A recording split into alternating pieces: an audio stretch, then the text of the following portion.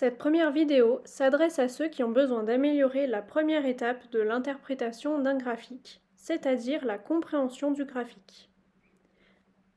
Pour réussir, on voit qu'il faut valider deux critères. Le premier, c'est d'avoir relevé le sujet du graphique grâce au titre du document. Et le second, c'est d'avoir relevé les types de données mesurées et leurs unités grâce au titre des axes. Je vais vous montrer dans cette vidéo un exemple d'application qui vont nous permettre de comprendre comment on fait pour réaliser ces deux critères de réussite et pour pouvoir les valider à la fin de notre exercice. Dans ce type d'exercice, la question peut prendre différentes formes. Par exemple, de quoi parle le graphique?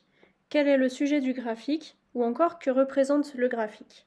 Chacune de ces questions va être traitée de la même manière et va donc aboutir à la même réponse. Nous allons maintenant voir quelles sont les stratégies pour répondre à ce type de questions. Tout d'abord, je consulte mon document. L'objectif premier est de recueillir toutes les informations dont je dispose pour répondre à ma question.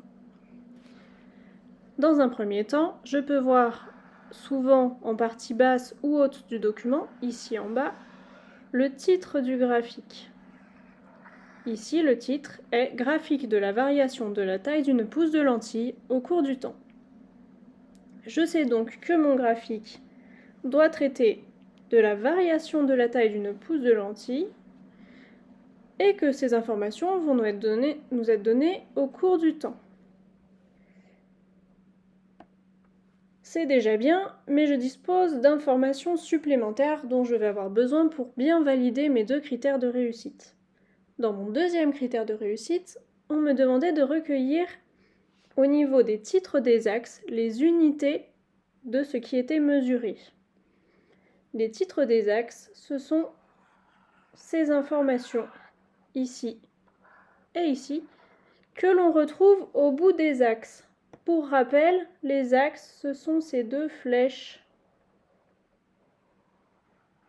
que l'on retrouve systématiquement sur tous les types de graphiques. Et au bout se situent donc nos titres des axes. Dans ces titres, il me faut recueillir les unités.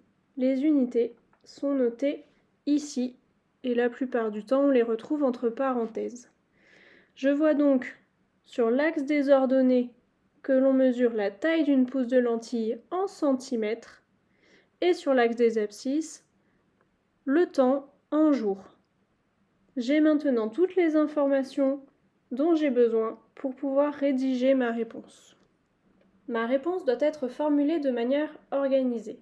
Tout d'abord, je vais repréciser le type de document. Donc ici, un graphique. On me demandait ce que représentait le graphique. Donc, de manière logique, je vais répondre le graphique représente. Et je vais maintenant m'aider des informations que j'ai recueillies pour compléter la réponse. Nous avions vu que le graphique représentait la variation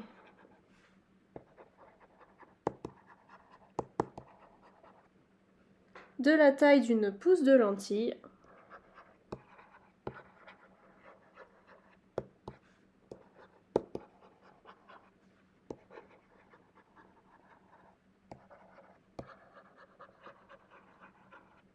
qui était mesurée en centimètres en fonction du temps qui, lui, était mesuré en jours.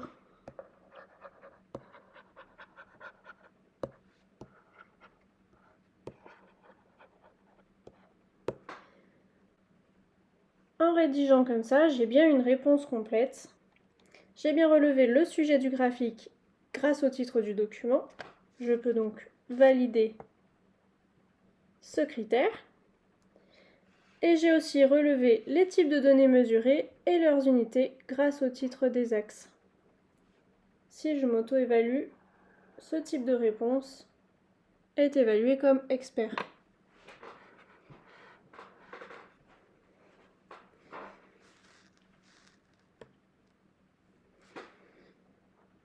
J'ai donc validé mes deux critères de réussite. Et je peux m'évaluer comme un expert de la compréhension du graphique.